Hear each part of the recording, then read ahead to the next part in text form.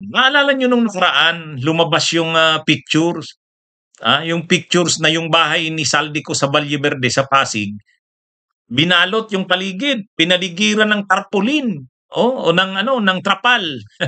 Ha? Ah, habang pinaligiran ng trapal, yung pala mayroong truck na nagkakarga ng mga gamit, hakot bahay. O ngayon malinaw na kung ano 'yon. Naalala niyo yung yung lumabas yung pictures, yung bahay ni Saldico doon sa Valle Verde, hmm, yung bahay niya ay nung hindi pa masyadong mainit ang issue nun, hindi tulad ngayon na grabe na, mainit ng masyado. Ah, linagyan, binalot yung buong yung mga bakod. Mataas na yung bakod, tinaasan pa, binalot ng trapal o tarpaulin ba yon? Basta kulay puti. Binalot. Hindi mo makita kung anong ginagawa sa loob ng bahay. Ah, ang akala lang natin nun, kaya binalot ng trapal yung paligid ng ng bakod ng bahay niya ay dahil may renovation siguro or may patrabaho, parang gano'n. Ah, yun yung nung una, parang gano'n yung iniisip natin na or ng marami. Ako gano'n naisip ko, eh. May renovation yata na patrabaho si Saldico. Habang nasa abroad na siya niyan, habang nasa abroad siya. Eh ngayon, tapos nakita doon na habang nababalot ng trapal o ng tarpaulin kung ano man yung material na yon, ang buong compound ng bahay ni Saldico sa Valle Verde, mayroong truck, yung wing van, yung wing van, nakabukas yung wing eh. Tapos nagkakarga doon, nagkakarga. Nagkakarga. Hindi natin alam kung anong kinakarga. Pero doon sa TV, yung balita sa TV, nagkakarga daw ng parang mga cabinet, yung mga cabinet. Ngayon, nung panahon na yan, hindi pa lumalabas yung mga testimonya ng mga whistleblowers. Pero ngayon, ano ang lumalabas? Sabi ni Bryce Hernandez, nag-deliver sila ng mali-malitang pera doon sa condo unit ni Saldico sa BGC yata 'yon. At doon sa bahay niya. Yung bahay na 'yon, yung tinutukoy na natin na binalot ng trapal, yun sa Valle Verde. Nag-deliver daw sila ng mali-malitang pera doon.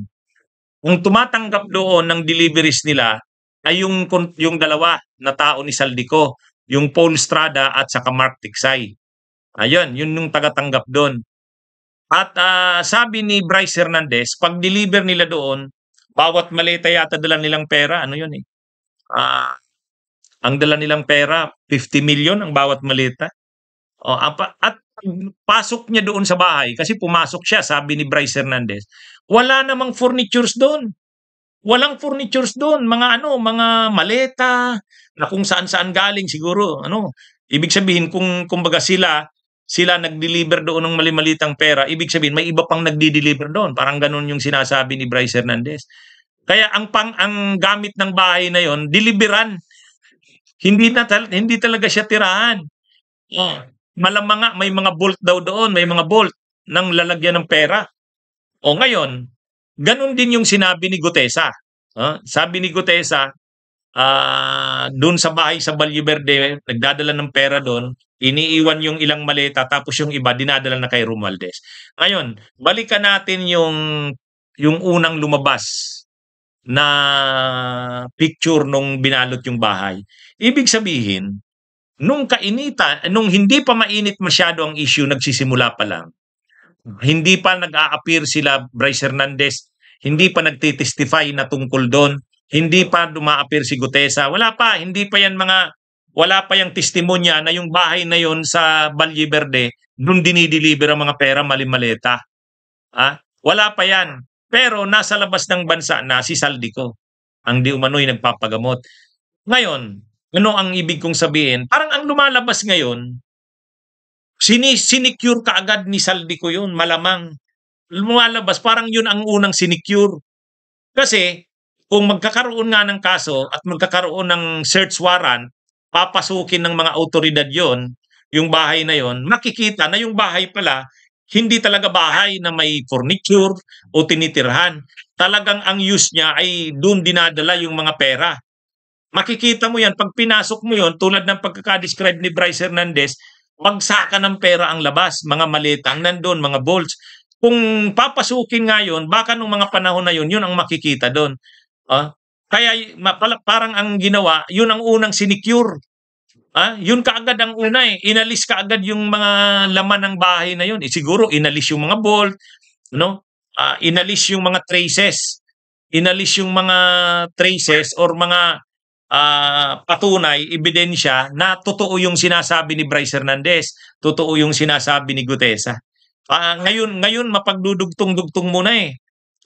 Ngayon na lumabas na yung ganung mga testimonya, tapos i-connect mo yan doon sa nagsisimula pa lang ang issue na yan, binalot na kaagad ng trapal, tapos may truck na naghahakot. Ano sa tingin niyo? Agree ba kayo sa ganung obserbasyon natin? Parang ganun ang naisip ko. Una kaagad na sinecure, ano? Una kaagad na sinecure. Kaya ito rin yung ito rin yung parang yung paglabas ni Saldico sa labas ng bansa para hindi siya mag-appear sa mga hearing, hindi siya maimbestigahan. At habang nandun siya, dinadirect yung mga kung anong dapat gawin. Yung pag-alis ng mga gamit doon sa bahay, pag-transfer, yung paglabas ng eroplano at saka yung helicopter. Lahat ang galing ng ginagawa nila. Kaya yung abogado ni Saldico, ang lakas ng loob na magsabi. Walang ebidensya. Walang parang nagawa na nila ng paraan, Parang nagawa na ng paraan. Nakakalungkot na ganito ang nangyayari, Hindi ko po siya na-meet during pagdadala. Ang tao niya po ay may alias lang Paul at Mark. Dahil sila po yung nag-message po sa akin through Viber, disappearing message po yun, na doon ko po dadalhin. May isa o dalawang beses na dinala ko sa parking lot ng Shangri-La Hotel, Bonifacio Global City, ang porsyento ni Kong Saldi. Paminsan-minsan man, inahatid ko ito sa kanyang bahay sa Ladybug Street, Valle Verde 6, Pasig City. Mula Ortigas po, kakaliwa ka stoplight, may gate ka kanan, kakaliwa ka kanan, makikita na po yung bahay. Minsan po, inuutos ko lang po, minsan po ako po ang nagbababa. May tao lang pong tatanggap, tapos po, iiwalan ko na po. Bunyog, halikan na kasama ka. Bunyog, kapag buklod ay may pag-asa. Luzon, Visayas, Mindanao, isa ang pananaw. Sa bagong Pilipinas ang bunyog isisigaw. Bunyog.